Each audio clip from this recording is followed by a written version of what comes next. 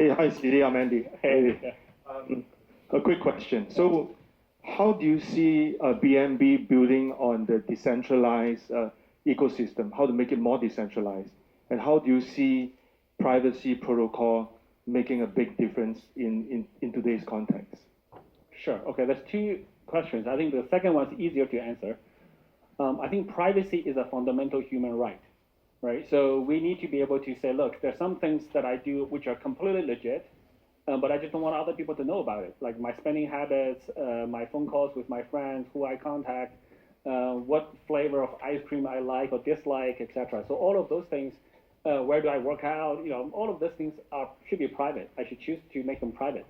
So I think today, to be honest, I think the blockchains are a little bit too transparent in a way. It's actually very easy to trace blockchain transactions, especially like if you can subpoena information from a large centralized exchange like Binance, and then you know KYC information associated with one address, and then everything flows after that. You can trace to a very high degree. I think privacy is a very important feature.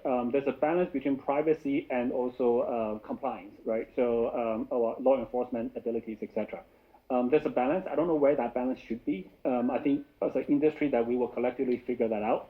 But from a technology perspective, we should promote and invest in privacy technologies. ZKs, there's many other technologies, of course. So I'm a strong proponent for privacy features for BNB chain and also in our ecosystem, in the greater crypto ecosystem. Also, in addition to that, on the trading part, I think people should not be able to see all your trades on a DEX in real time, right? So that creates a lot of problems.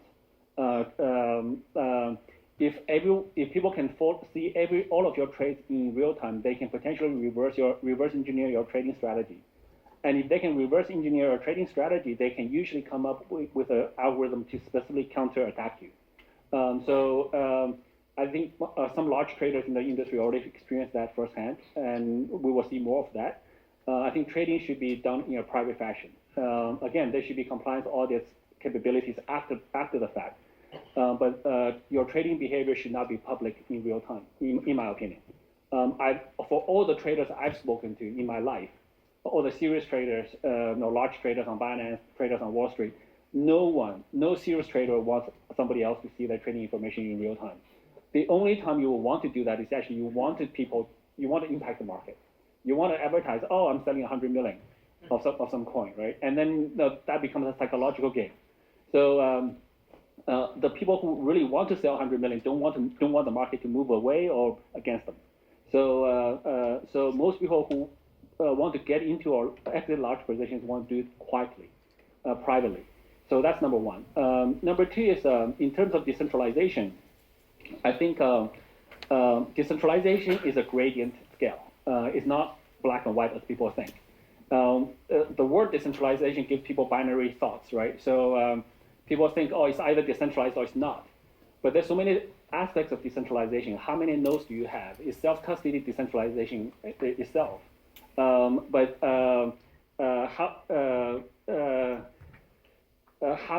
Who's the team behind the project? How centralized is that? What level of control do they have, right? So, for example, Ethereum, if Vitalik says something, generally he will carry quite a lot of weight.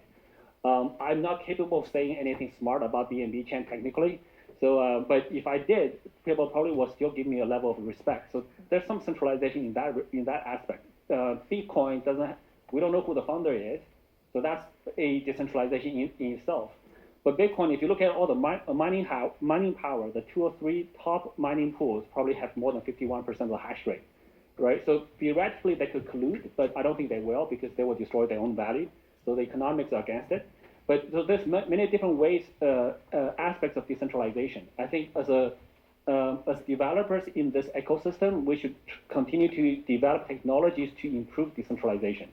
Right now, there's also a trade-off between just on the blockchain, between the number of nodes versus performance, right? So ultra high performance, less nodes, then more centralized. You want Ethereum's going through this pain where they want everything to be idealistically decentralized, but then the performance suffers. So there's trade-offs. So it's not a black and white thing. I do think with time, technology will improve so that we can get more and more decentralized. And then, but there's also some natural network effects in the industry. So the big ones get bigger in just any industry. So we need to balance those forces. But longer term, I do think the technology over time will allow us to become more and more decentralized in an efficient and secure and private way. Sorry, that's a very long answer, but yeah. Hello, CZ. So we are working on AI